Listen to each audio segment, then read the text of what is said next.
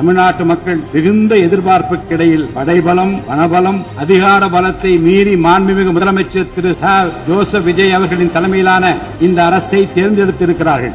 இம்மக்களின் எதிர்பார்ப்புகளை நிறைவேற்ற வேண்டியது இந்த அரசின் கடமை. இந்த கடமையை நிறைவேற்ற சட்டமன்ற உறுப்பினராகிய நீங்கள் எல்லாம் இந்த அரசுக்கு ஒத்துழைப்பு அளிப்பீர்கள் என்று நம்புகிறேன். இந்த மாமன்றத்தில் நடைபெறும் விவாதங்களில் கலந்து கொண்டு அரசுக்கு ஆக்கப்பூர்வமான ஆலோசனைகளை வழங்குவீர்கள் என்பது எனக்கு ஐயமில்லை. பிறப்புக்கும் எல்லா உயிர்க்கும் என்ற வள்ளுவரின் வாக்கிற்கு ஏற்றார் போல அனைவருக்குமான அரசாக, மக்களுக்கான அரசாக, வெறுப்பு வெறுப்பின்றி நேர்மையாக, வெளிப்படையாக, ஒளிவு மறைவின்றி இந்த அரசு செயல்படும். தமிழ்நாட்டை இந்தியாவிலேயே தலை சிறந்த மாநிலமாக உருவாக்கி காட்டுவோம். மற்ற மாநிலங்களுக்கு முன்மாதிரியாக தமிழ்நாடு விளங்க பாடுபடுவோம். அரசின் இந்த முயற்சிக்கு சட்டமன்ற உறுப்பினர்கள் அனைவரும் முழு ஒத்துழைப்பு நல்க வேண்டும் என்று கேட்டு எனது உரையை நிறைவு செய்கிறேன். நன்றி, வணக்கம்.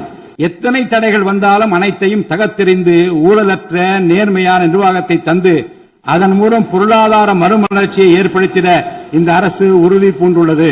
அரசின் நலத்திட்டங்கள் அனைத்து பிரிவினரையும் சென்றடைய இந்த அரசு செயலாற்றும். இந்த அரசால் அறிவிக்கப்பட்ட வாக்குறுதிகள் அனைத்தும் மாநிலத்தின் நிதி நிலையை சீரமைத்து வருங்காலங்களில் ஒவ்வொன்றாக நிறைவேற்றப்படும்.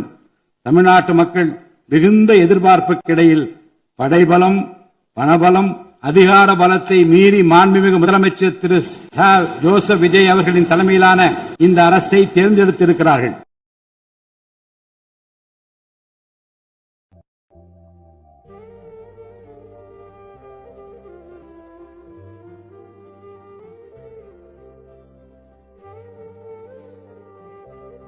வணக்கம், என் பேர் கோதண்டபாணி.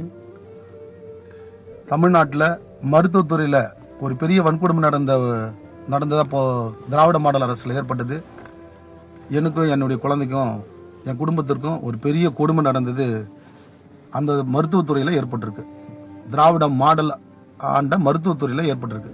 அந்த துறை அதிகாரிகளால் என் குழந்தை வாழ்க்கை சீரழிக்கப்பட்டு என்னுடைய பணியும் இடையூறு கொடுக்கப்பட்டு என் குடும்பத்தையும் சதைச்சிட்டு தற்போது வரை எந்த ஒரு தீர்வும் அளிக்காத அந்த மருத்துவத்துறை அநீதி ஏற்படுத்தியிருந்தால் இப்பொழுது இருக்கக்கூடிய தமிழகத்தின் நிரந்தர முதலமைச்சரை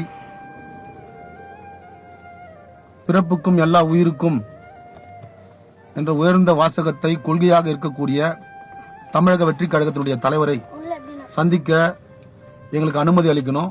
எங்களுடைய குறைகளை அவருடைய நேரில் சொல்ல அனுமதி தரணும். அவர் சந்திப்பது மட்டும்தான் எங்களுடைய கோரிக்கை. வேற எந்த கோரிக்கையும் எங்களுக்கு இல்லை. வணக்கம்.